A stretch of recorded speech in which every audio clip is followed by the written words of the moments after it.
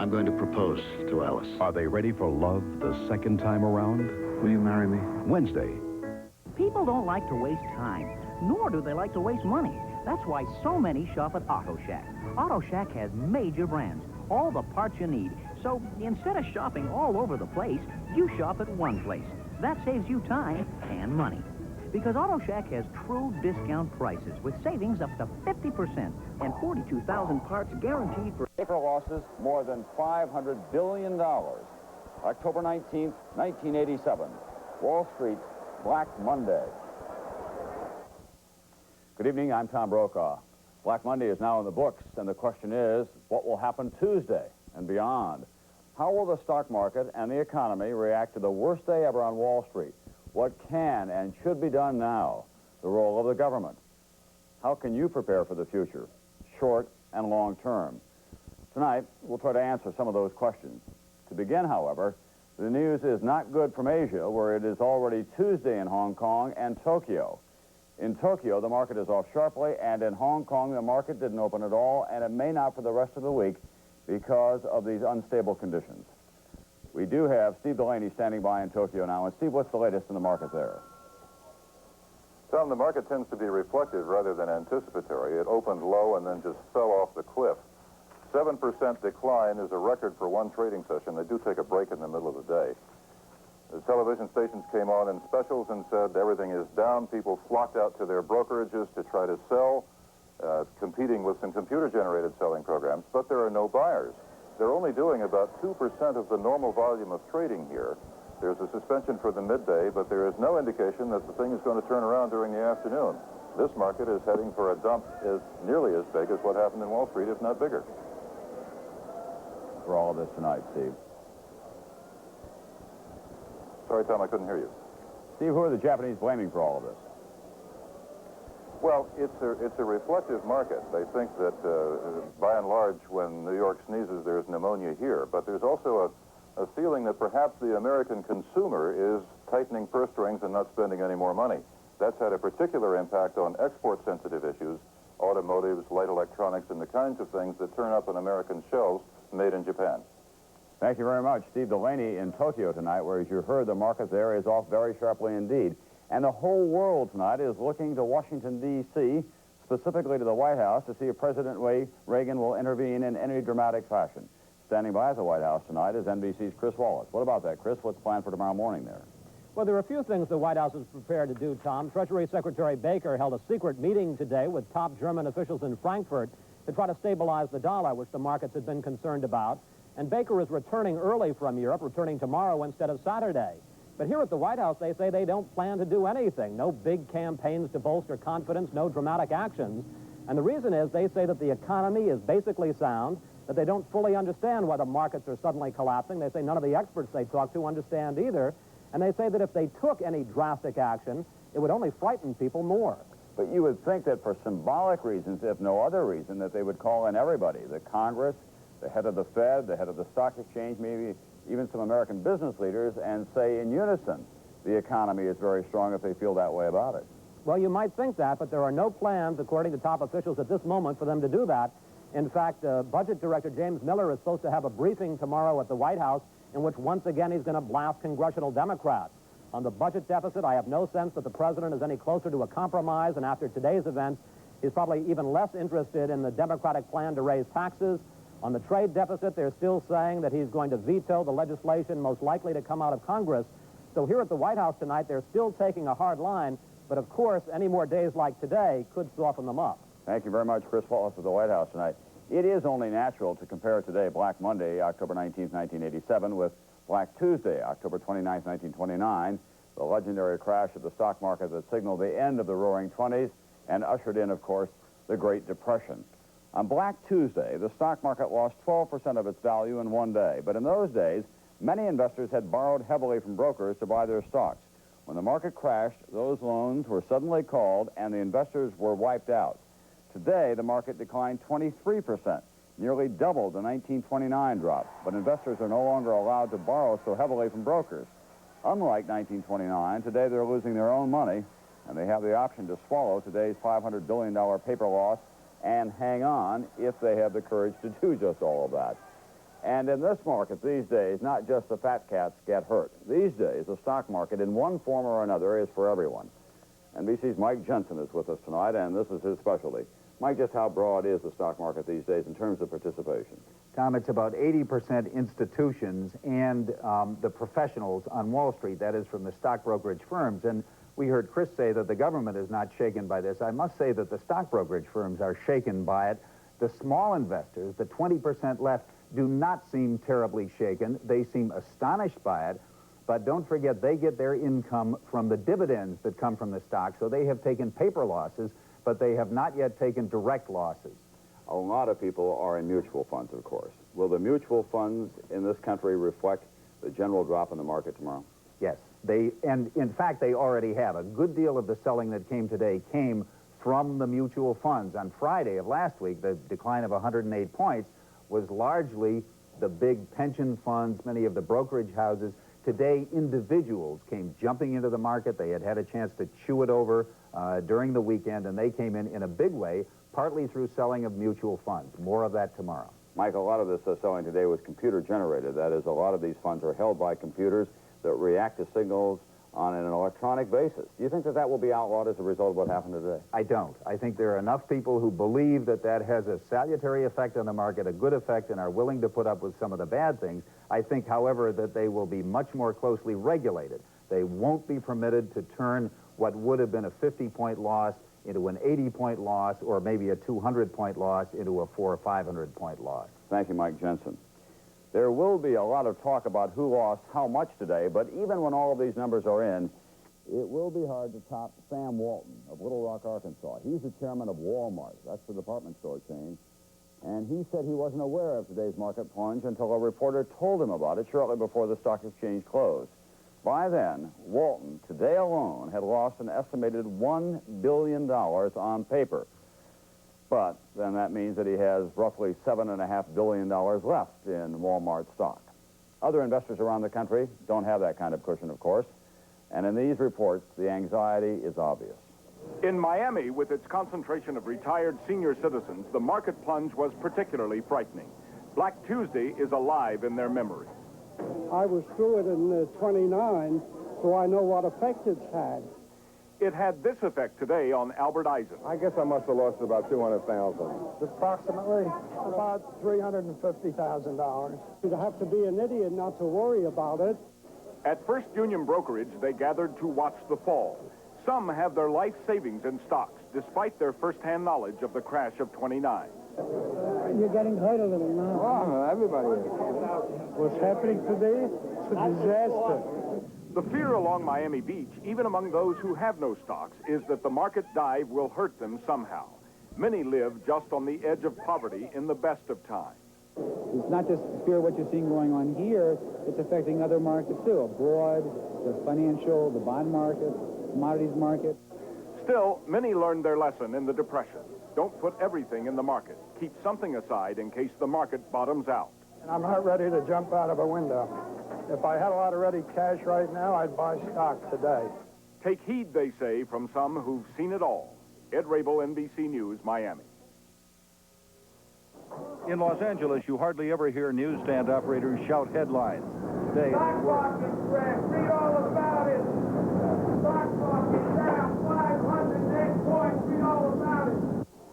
the Pacific Coast Stock Exchange, small by New York standards, normally stays open a half an hour later than Wall Street to pick up a little extra change. Today, it closed at the same time. Traders did not want any more sell orders. Brokers tried to reassure clients when reassurance was impossible. And I just don't want you to panic. There's a lot of panic selling. And I feel that you should sit on your position. You're in quality stock. I think I'm past the point of selling. I'll just hold and ride it out. Some Los Angeles investors think it is all over. Looks like it's zilch now. Others, like Dave Elston, think things will turn around. He was too distraught to work today, was glued to his TV set as his stocks tumbled 30%. But he says he is not getting out. I decided not to sell. However, at the end of the day, when I saw what happened to the market and the devastation that had happened, I think that perhaps I will watch And if the opportunity presents itself, I'll sell the position I have and buy in to the more substantive issues. Elston says he'll wait just a few hours tomorrow to make sure the market has bottomed out. Don Oliver, NBC News, Los Angeles. Two men who make their livings analyzing the market and the general economy are with me now. Roger Altman, Assistant Treasury Secretary in the Carter administration, now with the New York investment firm, the Blackstone Group, and Alan Sinai, the economic forecaster and managing director of Shearson Lehman, are with us tonight. First of all, let me ask you, Roger, are you surprised that at the White House that there is no attempt to intervene in the market in some form tomorrow, at least symbolically? Well, I'm surprised that there hasn't been any effort to calm the markets and to move towards some stabilization. We're in uncharted waters, and I would think that some clearer navigation plan would be in order. Mr. Sinai, what about you? Do you think that the administration should intervene in some form? Well, I think it's characteristic of the Reagan administration to soft pedal problems and to ride it out and see what happens. But I think eventually they're going to have to change some policies. Aren't we in danger of another recession here? Oh, yes, no doubt about it. The stock market decline like this is a predictor of a recession. It hasn't always been right, but it's predicted most of our recessions. This kind of decline, which is 36% since the highs of August, has never failed to predict a recession for us. What parts of the economy, in your judgment as an economic forecaster, are now most exposed? Well, it is certainly the consumer sector, because consumers are going to lose a good deal of balance sheet net worth and wealth, and sentiment's going to be hurt, confidence hurts, and business will find it more expensive to raise money, at least through stock issues. And it's hard to tell what the failure fallout will be on institutions around the world as a result of this decline, if it stays as low as it is. Mr. Altman, do you think that this would have happened if Paul Volcker had stayed as the chairman of the Federal Reserve, riding herd on all of this? Well, that's impossible to know. He was a master, however, at understanding crises like this and finding the right path through them. But Alan Greenspan is a competent guy, and I'm sure he appreciates the severity of what we're facing.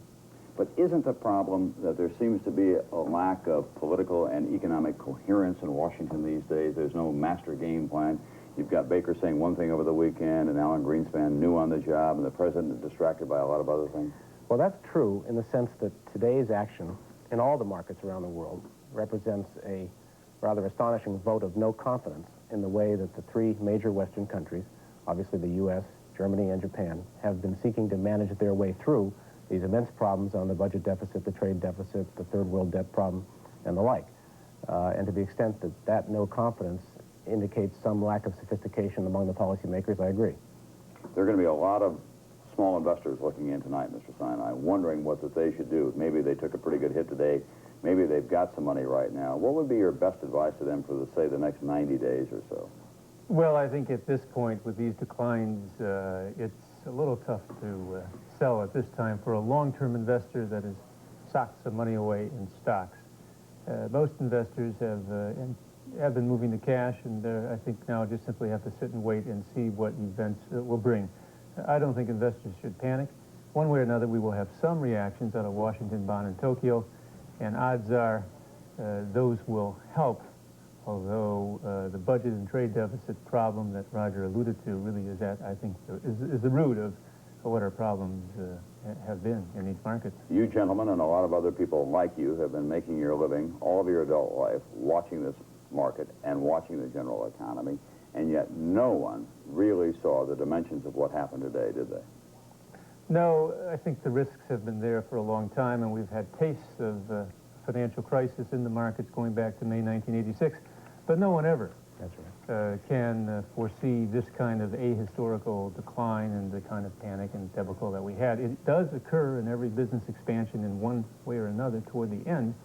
A financial problem and crisis tends to help bring about the next downturn. Finally, Mr. Altman, a lot of Wall Street firms took big hits today, too, didn't they? Yes, they did. Very severe ones. They're holding a lot of, what, bad stocks at this point?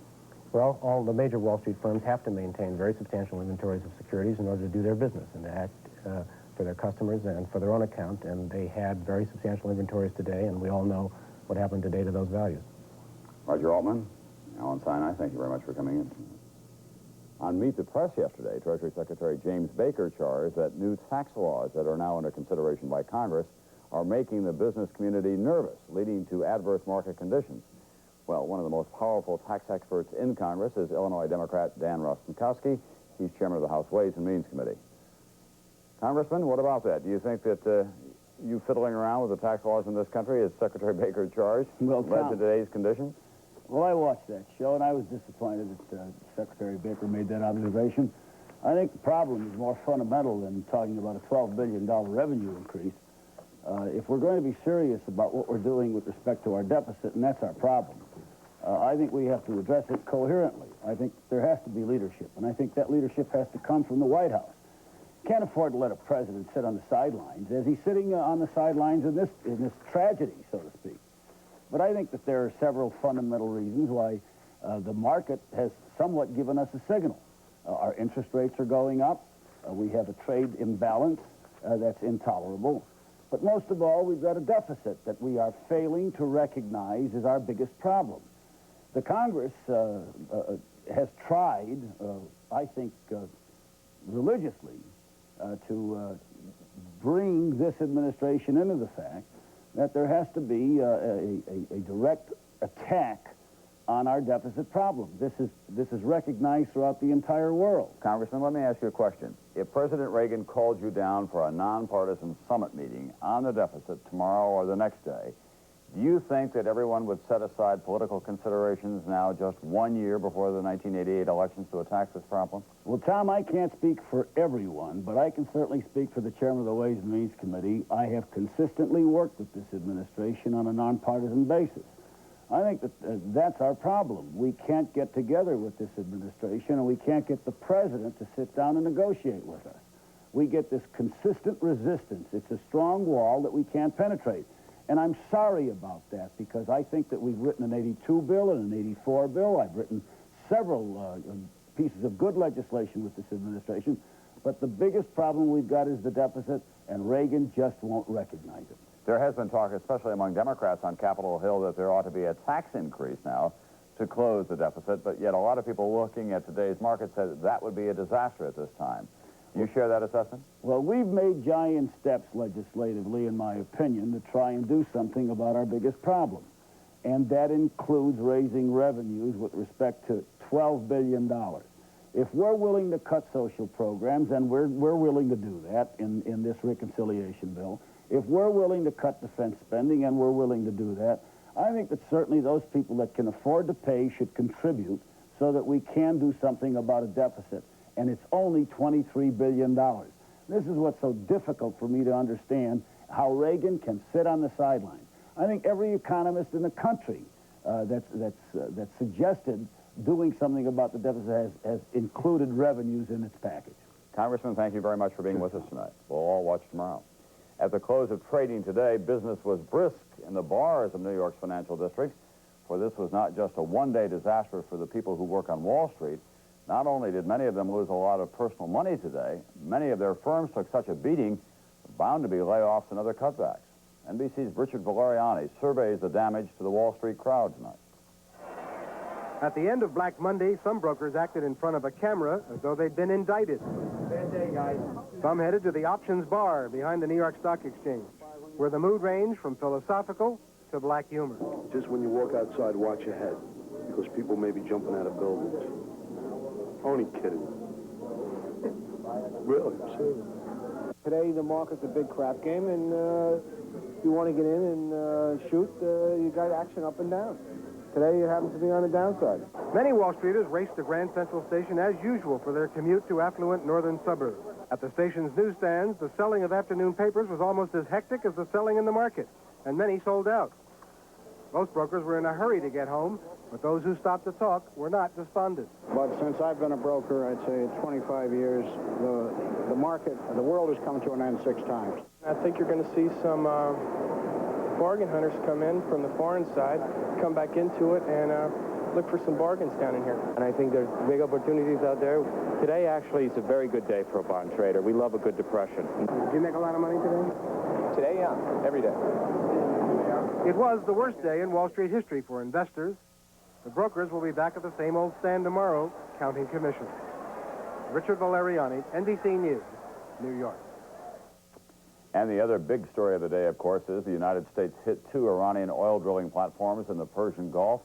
President calling those attacks prudent and restrained. So far, despite some bombastic rhetoric from Iran, there has been no retaliation on their part. The American forces in the Persian Gulf are on general quarters alert tonight by and large. There were 4 destroyers involved in today's attack. But the Wall Street story, of course, is the one that has everyone in attention tonight. And to give you some idea of what an inexact science the stock market is, consider this. Henry Kaufman is the chief economist for Salomon Brothers. He is one of Wall Street's best-known figures. During an appearance on Meet the Press just yesterday, he was asked if he thought last week's fall in the stock market was over. Kaufman, after citing several favorable factors and some instability as well, said, "I would expect, however, some stability here." Less than 36 hours later, the market fell more than 500 points. That was Black Monday. Now, what will be the color of Tuesday? NBC News coverage of these historic developments begins with Before Hours, our business program tomorrow morning, when you'll get the first reaction from the London markets. That's followed by Sunrise and Today. And I'll see you tomorrow night once again on NBC Nightly News. For now, I'm Tom Brokaw, NBC News, New York. Good evening.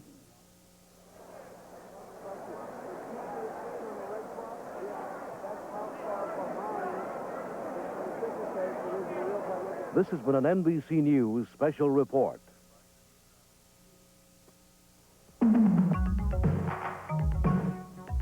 It took 5 years and interviews with over 1,000 couples. It's an approach that promises you supermarital sex. On the next Oprah Winfrey Show, if you've lost your desire for marital sex, if you are either too tired, too bored, or too angry to enjoy lovemaking with your spouse, then this could be for you, an entirely new way to add spice to your love life without having to wrap yourself up in saran wrap on the next Oprah Winfrey Show. Oprah, Tuesday at 4. Meet the mastermind of the Michael Jackson Thriller video, Tuesday on Channel 4 Magazine. You're watching Channel 4 WSMV Nashville.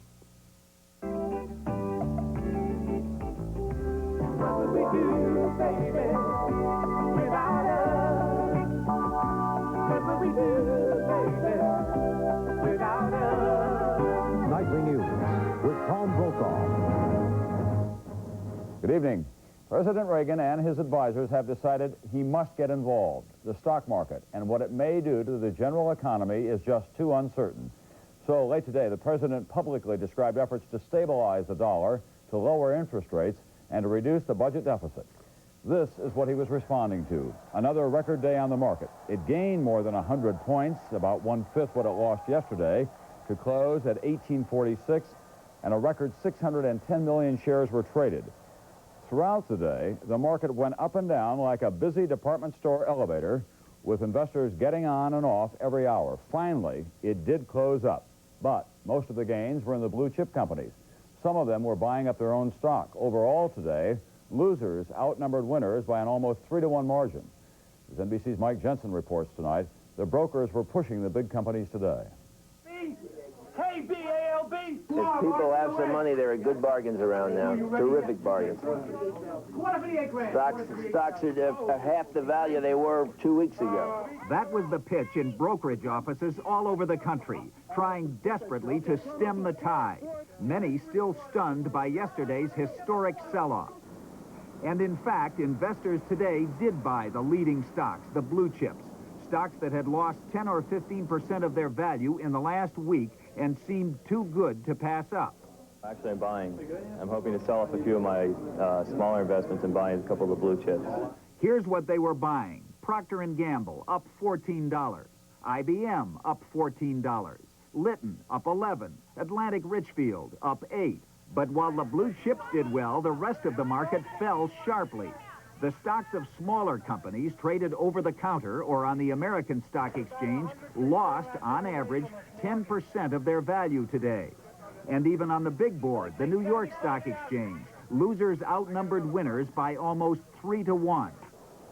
Brokers said much of the selling was done by investors who had borrowed to buy stocks, bought them on margin. Then, when the value of their stocks fell sharply yesterday, they had to raise more money or sell their stocks. Some raised money by selling off other investments, things like commodities futures. That sent the commodities market into a tailspin, although it recovered later in the day. Officials on Wall Street seemed relieved to have muddled through. Well, if the market had gone another 300 or 400 points today, we would certainly have considered that perhaps that the whole thing needed a rest and everybody to take a look at it. Well, what goes down must go up, right? Most Wall Streeters were pleased that at least the blue chips had rallied. They seemed confident that tomorrow's headlines would ignore the fact that the broad market went down and focus on the big rise in the Dow. Mike Jensen, NBC News, New York.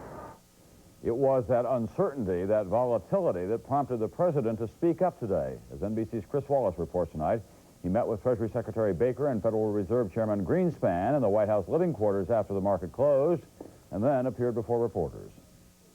After meeting with his top economic advisors, the president took dramatic steps to restore investor confidence. He said there is room for further decline in interest rates, indicating the government won't be raising them. He said the U.S., Germany, and Japan have restated their commitment to a stable dollar. But most important, after months of resistance, the president said he's willing to try to work out a budget compromise with Congress. However, I think it is preferable, if possible, that the executive and legislative branches reach agreement on a budget deficit reduction package. Accordingly, I am directing that discussions be undertaken with the bipartisan leadership of the Congress for that purpose. The big holdup up to now has been Democratic calls for a tax increase as part of any budget compromise. Today, for the first time, the president did not reject that. I am willing to look at whatever proposal they might have. On Capitol Hill, both Democrats and Republicans viewed this as a major step. I welcome this change of attitude on the part of the president, and I think that in itself is a breakthrough. And I hope that his statement, not the questions after the statement, but his statement will reassure American investors that we're going to deal with this problem. I think the signal from Wall Street yesterday woke the president up to the fact that there has to be an effort, cooperative effort, for those of us in the legislative process and the executive to get together. The president acted after meeting with Treasury Secretary James Baker and Federal Reserve Chairman Alan Greenspan. The White House had tried to downplay the market collapse, saying no dramatic action was needed. But both Baker and Greenspan cut short business trips and returned to Washington today. And they and other advisors told the president he had to show the country he is leading efforts to ease market problems. The result was almost a complete flip-flop within a few hours. Earlier, a top White House official had scoffed at budget talk, saying the president wanted to cut spending and the Democrats wanted to raise taxes. I am not optimistic that it is likely that we will have such a summit or such a grand compromise on this. And the president was talking much tougher than he later did about the Democrats. They want higher taxes. They're not going to get them. And late today, White House officials edged back toward that hard line, saying the president will listen to what the Democrats have to say, but that he still has grave doubts about raising taxes. Tom? But Chris, if that's the case, won't investors see this as just a rhetorical gesture on his part? What is he prepared to do? Well, at least this, and the feeling was here at the White House, the situation had gotten so serious that he at least had to show that he was leading in this situation. On the other hand, congressional Democrats feel that this momentum has taken on a life of its own and that it will force the president actually to compromise. Of course, whether the president actually does or not may depend on whether these market conditions continue. Any meetings scheduled for the White House tomorrow, Chris? None so far. We're told, though, that the meetings will begin in a few days, and I should point out it's not a summit. The president is saying at this point it'll be between congressional leaders and his aides, and he'll only step into it if there's an agreement to be made. Thank you very much. Chris Wallace at the White House tonight. Someone who knows the president's mind on these affairs is Donald Reagan, former White House Chief of Staff, former Treasury Secretary, and former head of Merrill Lynch, now a commentator on NBC News. Do you think that the president is prepared to give at all on taxes, Mr. Reagan? There's some room in there for some give. He has about $20 billion in the budget that he sent up. It's not the same type of increases that the Congress wants, but I think there's room for compromise. You have been calling for the past 24 hours for some kind of presidential action. Is what he said tonight enough? That's helpful, but now we'll have to see what the Fed is going to do on its own. The Fed has got to make more money available to this country. But isn't your guess that it will, after all the President of the United States said tonight on the lawn of the White House, he thinks that interest rates can go lower? Well, supposedly we have an independent Fed, but I would hope that they'd realize the seriousness of the situation. We've had an awful warning here from the stock market. And what about in the next week or so? Would you expect still more action from the White House, from Washington? Oh, yes. You see, we're 3 weeks into the new fiscal year, and we still don't have a budget. The Congress and the administration have got to come together on that. There's no doubt they're overdue for a compromise. Are you concerned that there may be a recession in the works no matter what happens? Well, we've had an early warning that it could happen. That's what the stock market does. Currently, the conditions are good, but they could get worse if steps are not taken in the meantime. And aren't prudent people just sitting still here for the next week or so at least to see which way this all goes? Oh, yes, you have to, because the bond markets are doing well. The stock market had a little rally today. I think it'll probably start to quiet down. I think what has to happen now is you have to give time to heal the wound. In addition to everything else, this must be making a lot of Republicans very nervous looking at 1988. Oh, yes, because not on Republicans' watch do they want to have a recession. All right, thank you very much, Donald Reagan, former Treasury Secretary, former White House Chief of Staff. And when President Reagan was asked tonight if he worried that a recession might be next, he said, "The fundamental conditions are sound, that people should remain calm, that a recession would come only if they stopped buying cars, homes, and so on." Nonetheless, talk of recession is in the air. And NBC's Irving R. Levine reports tonight that talk is fueled by big debt in an otherwise strong economy. The stock market aside, a medical report on the economy would show most vital signs are healthy. Growth faster than a year ago. Unemployment at the lowest level in 8 years. Corporation profits up sharply for major firms. Example, the Ryder Company, big in truck rentals, today reported an 11% rise in profits. The tone of the business looks good. Demand looks good, and we're optimistic as we look to the near term, particularly over the next year to 18 months. Government figures released today show the biggest increase in 9 months in the key home construction industry. People are young and they get married, they have a child, and it's important to them as a rite of passage into adulthood to buy a house. But there are danger symptoms. Consumer debt. Many Americans are deep in credit card and other debt.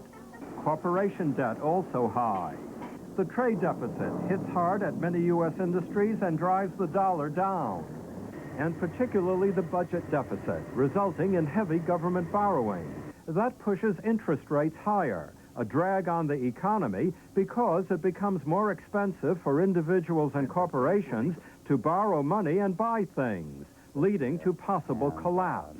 If interest rates stay at this level or much above, I think the dangers of a recession are very high indeed. The recession danger is increased by consumer reaction to the stock market crash. Consumers will cut back on their spending. Those who lost money in the market will cut back, and even those who weren't directly affected will feel poorer. But there are safeguards now to prevent a depression on the scale of the 1930s. Federal insurance for savings accounts, Social Security, unemployment insurance, and welfare programs, all of which provide income even if people lose their jobs. The economy has been growing steadily for almost 5 years, a record. A downturn is inevitable at some point, but the stock market is not always an accurate predictor. In fact, there's a saying that the market has forecast 8 of the past 3 recessions. Tom? Thanks, Irving R. Levine in Washington tonight. We'll have more on all of this and that tragic fighter crash into an Indianapolis hotel in a moment.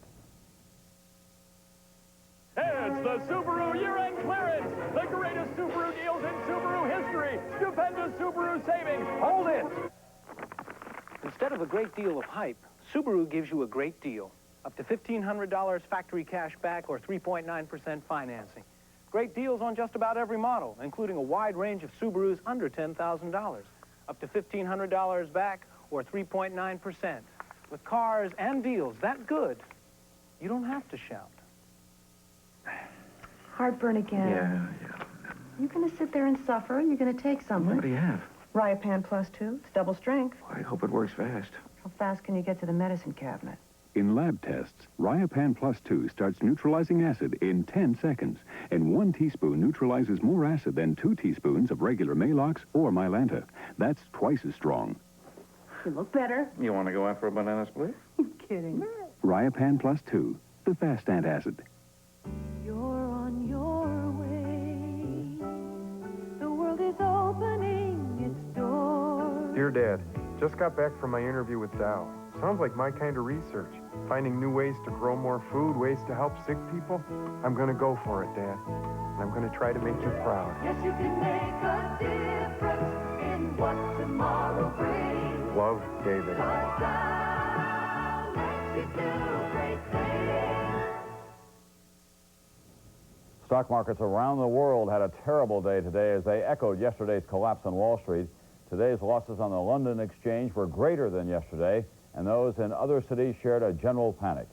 NBC's Stephen Frazier in London tonight watched them all today. Stephen? Tom, the overseas markets went up and down, mostly down, amidst a general feeling that they were not in control of things, but were simply reacting, feeling shock waves from New York. While Wall Street slept, stock prices fell on Far East exchanges. Tokyo down 15%, the worst in 34 years. The government urged major securities houses to help stop the panic by buying shares. Sydney, Australia down more than 25%. Brokers worked below this gallery, packed with investors, many watching their savings evaporate. Hong Kong closed and suspended trading. This notice was on the door to the exchange. Officials said they hoped a breather would restore calm. When the European exchanges opened, they went down. Traders in Rome stopped just short of personal violence. In Paris, confidence in the French economy was overcome when bad news was relayed from New York, demonstrating how the markets are interconnected.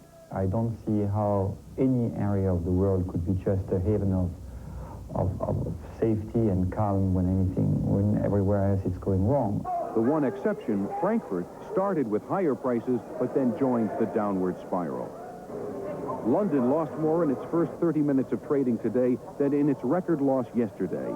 It rallied, but fell again, driven by a drop in New York. If the Americans started it, they've got to finish it. For the foreign markets, it is almost a feeling of helplessness now, Tom, powered as they are by New York. After the second straight day of record losses, nobody here is looking forward to what tomorrow may bring. Thank you very much, Stephen Frazier in London tonight. The dollar did better today during the gyrations on Wall Street. It rose earlier in the day as investors in the Asian and European markets bought dollars to avoid the uncertainty of their own currency. Prices of gold and silver fell today. Both took a pounding. Gold closed in New York at $463 an ounce. That's down $18.50, and silver fell almost $1 to $7.21 an ounce. We'll be back in just a moment with the story of that Air Force jet that crashed into an Indianapolis hotel today, killing many. In a moment.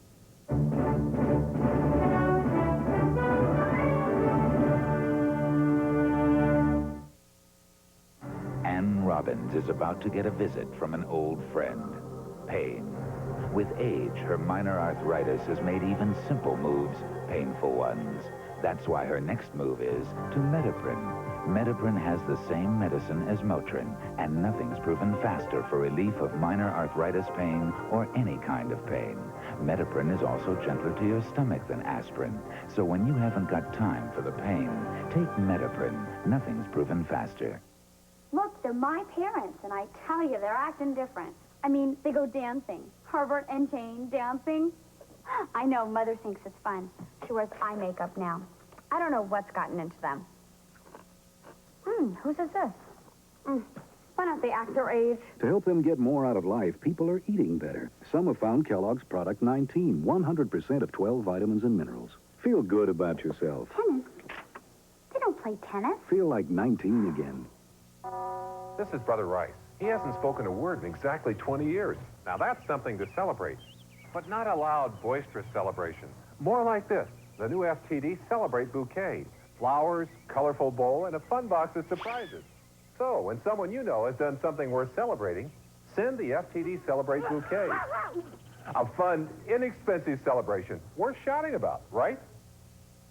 The new FTD Celebrate Bouquet. A great way to celebrate anything.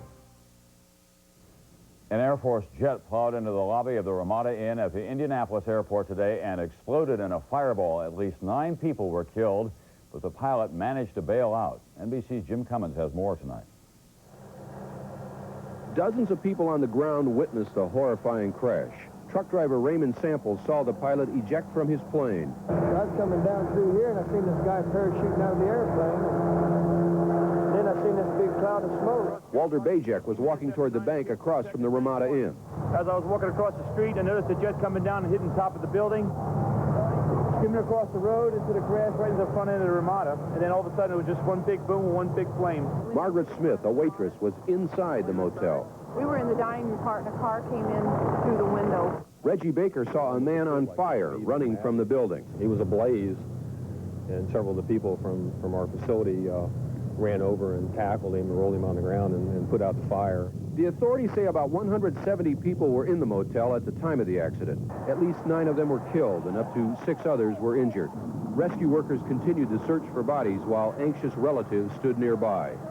Investigators say the pilot, Air Force Major Bruce Teagarden, was 15 miles from Indianapolis when his engine quit. He was attempting an emergency landing, but on his first pass, he was too high. He was trying to turn back toward another runway when he decided to bail out. He said to the tower was, I'm looking for an open field, I got to get out. A board of officers from the Air Force has been sent in here to investigate the crash, an investigation that's expected to last for several days. The pilot, Teagarden, was treated for minor injuries and released. He was being questioned by investigators late today. The plane he was flying, an A-7 Corsair, is an old fighter jet used by the National Guard in 10 states. Often the planes are armed. People here are grateful that this one wasn't carrying any weapons. Jim Cummins, NBC News, Indianapolis. Nancy Reagan was up and around today, 3 days after surgery for breast cancer, and she is expected to return to the White House by the end of the week. The First Lady said today that she hoped and prayed that women everywhere will now go for checkups.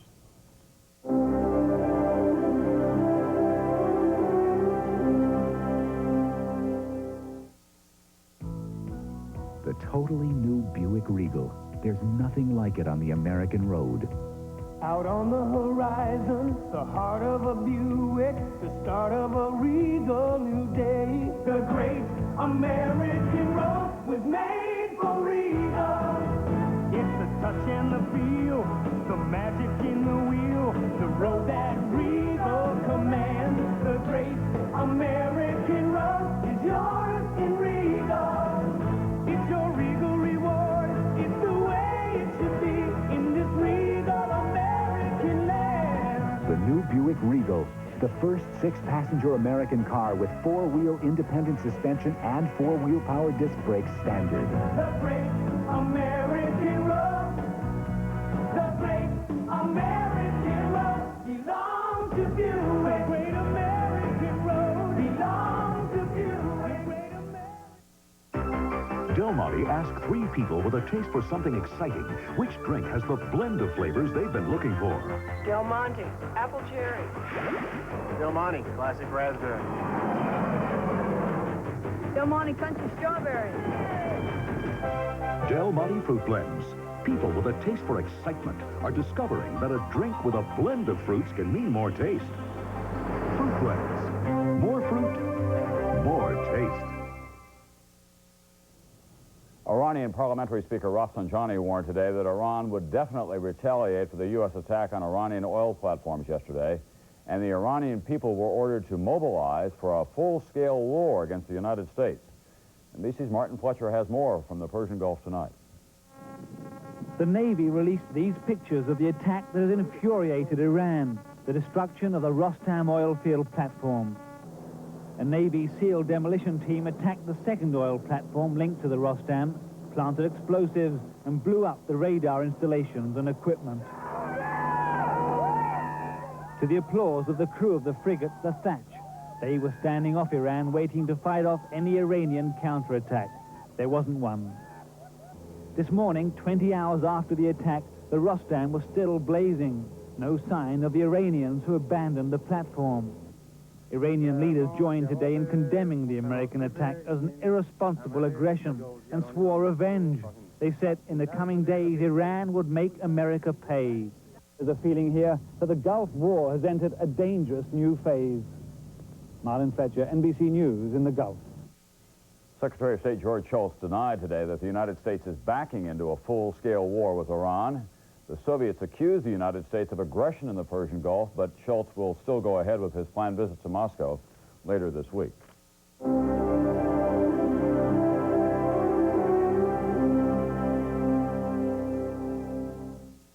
To celebrate the end of daylight savings, Philips is having a light bulb sell-a-thon. Right now, get Philips longer life bulbs at big savings.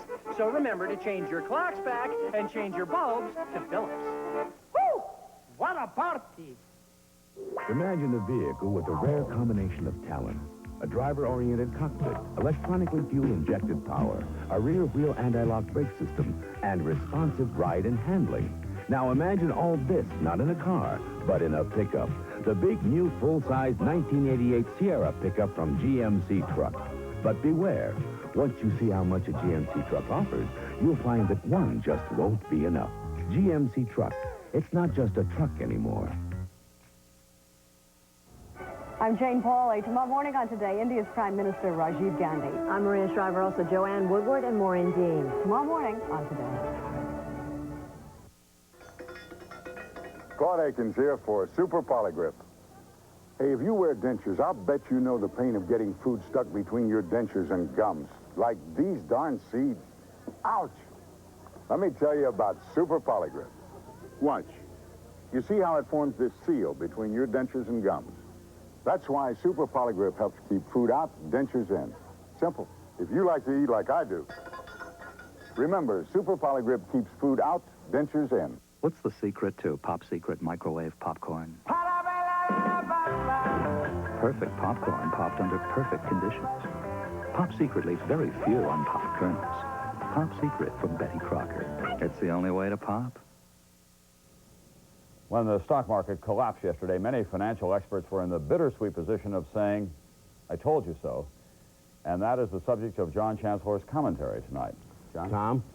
Well, we can't say we weren't warned. Peter Peterson, the former Secretary of Commerce, Felix Rohatyn, the investment banker, and dozens of other experts have been ringing the alarm bells for the last couple of years. Remember the book called In Search of Excellence, a business bestseller full of optimism. But Tom Peters, the co-author, has a new book out which is full of pessimism. He says no company is now safe, that madness is afloat. Now, what happened on Wall Street yesterday was a kind of madness. There was no catastrophic event which touched off the selling spree, just the usual horrible figures on foreign trade and the normal worries about inflation and recession. Yet the market went bonkers, as though a toothache had caused deep traumatic shock. Why? One reason, I think, is that everybody thought something really bad was going to happen. They were waiting for it. People were scared. The economy looked healthy, but there was all that scary news about the trade deficit, the budget deficit, consumer debt, corporate debt, third world debt, this kind of debt, that kind of debt. America has been borrowing its prosperity, not creating it, borrowing a lot of it from foreigners. While Wall Street had a boom, the USA became the world's biggest debtor nation. It was like the Chinese water torture, drop after drop of bad news. Everybody knew these chickens were coming home to roost. Investors had begun to lose confidence in the future, and that's why a little scare became a big panic. The party was nice while it lasted, but this was the week when the bill arrived, which is commentary for this evening, Tom. Thanks, John. To recap what has been going on, President Reagan appeared on the South Lawn of the White House this evening to say that he is willing now to meet with congressional Democrats in an effort to try to do something about the budget deficit. He also said that West German and Japanese officials have personally assured him that they will work to stabilize the U.S. dollar, and he said he believes interest rates can go lower. All of this in response to still another frantic day on Wall Street, with most stocks closing lower today and a record 600 million shares traded. The president also said that conditions are fundamentally sound, which incidentally is the same phrase that President Hoover used in December 1929 after that stock market crash. Tomorrow, we'll learn whether investors believe President Reagan. That's Nightly News for this Tuesday night. I'm Tom Brokaw, continuing coverage of these historic events tomorrow morning on NBC, beginning with the 4 hours, Sunrise, and Today. I'll see you tomorrow night.